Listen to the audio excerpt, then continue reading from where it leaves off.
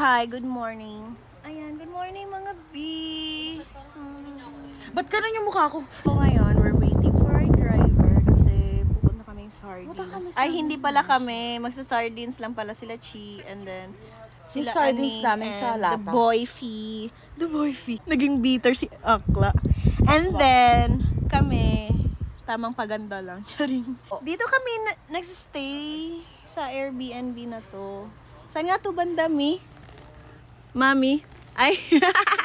Dito kami sa Dawi. Panglaw nagsistay. Itutour ko kayo for the last time. For the last time. Pero medyo madumi kasi. So, pagpasensyahan nyo na. Lumabas talaga ako para pumasok. Ano daw? Pero anyways, dito kami dumaan kahapon. Ay, nung dumating kami, anong kahapon? Pagpasok mo, ayan na, may bed. Sorry, medyo magulo na talaga. May double size bed. Meron pang mattress dito sa baba. So, kasya kaming 4. And then, there's a lot of cabinet. Paglabas natin dito is the kitchen. Kitchen ang arte. May ref, yung sink, libre na siyang water, lahat na ng mga plato, ganyan, rice cooker, microwave, toaster, pang-init ng tubig, ganyan. Kumpleto. Dito din. Padami. Ayan o. Pwede kayo mag-fiesta dito sa dami ng plato. Dito pa sa baba yung mga lutuan. And then, dito is the CR. Ayan. May hot and cold shower, may timba, toilet, and the sink with mirror. Medyo maliit lang, pero carry na. Dito, may lazy chair. Tapos may TV dito sa taas. Ay, wait lang. Ayan yung stairs. Tapos meron pang bed dito. Kasya ata, 2, ganyan. Tapos meron pang room dito. May bed pa rin. And then may mattress, ganyan. And then aircon din. Cabinet ba to? Ay, yeah, cabinet. Cabinet din dito. Diba? Ang daming storage. Tapos may mga unan pa, ganyan. Hiningal ako, Bill. Pero wait lang, bababa lang ako. Baka malaglag ako. Labas na tayo. Tables and chairs. And then, meron pang bed.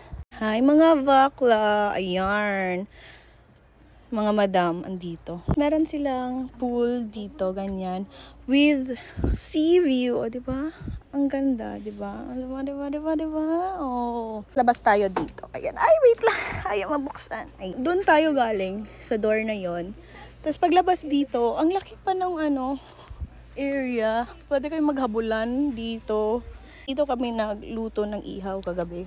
Tapos, banda dito, baba tayo. Ay, hindi na lang ako bababa kasi baka malaglag ako, B. May access tayo sa dagat. Naligo kami dito. Nung after namin mag-countryside tour. Diba, sobrang linaw ng water. Medyo mabato lang siya. And then, mga seaweed sa baba. Pero dyan, sand talaga. And maalat ang dagat. Ano daw? Meron pang mga beds dito. Pero hindi namin alam. Pero feeling ko, hindi na to kasali sa Airbnb na ino-offer nila sa amin. Pero yan. Ay, dito rin pala, pakita ko na lang din. Merong resto sa tabi. Like, here, ayan, on board ata to. Parang sa kanila din to, yung may-ari ng Airbnb, sa kanila din to. Kaya first night namin, dito na kami kumain kasi wala kaming... Hiningal ako, bis! Ano nga yung sabi ko? Yung first night namin is wala pa kami makain. So, dito na lang kami kumain sa onboard. So, masarap din yung food nila. But anyways, ayun lang kasi aalis na pala kami. So, ayun na.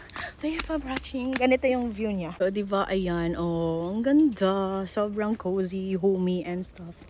So, ayun na. Mag-book na kayo.